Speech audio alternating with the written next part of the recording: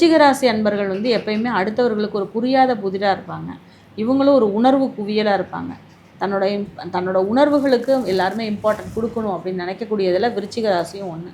அதே மாதிரி இந்த விருச்சிக ராசியை பொறுத்தளவு இந்த வருஷம் 2026 அப்படிங்கிறது ஒரு 3 செக்மெண்ட்டாக இருக்குது. ஃபஸ்ட்டு வந்து அந்த ஜூன்லேருந்து பிஃபோர் ஜூன் அப்படிங்கிறது வந்து பார்த்திங்கன்னா ராசிக்கு 8ல் இருக்கிறதுனால உங்களை பற்றி எல்லோரும் புறம் பேசுவாங்க.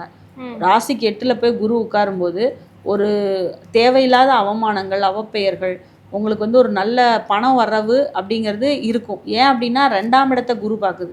அதனால் பணம் கொடுத்துக்கிட்டு இருக்கும். ஆனால் அதுக்கு தகுந்த மாதிரி செலவுகள், தேவையில்லாத பிரச்சனைகள் இதை சந்திப்பீங்க.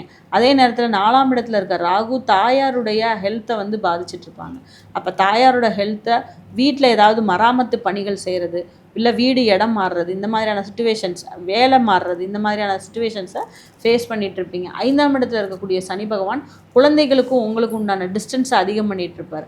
அப்போ அதில் வந்து குழந்தைகள், பூர்வீக சொத்து, இந்த மாதிரி விஷயங்களில் விருச்சிக ராசிக்காரர்கள் வந்து ரொம்ப ரொம்ப கவனமாக இருக்கணும்.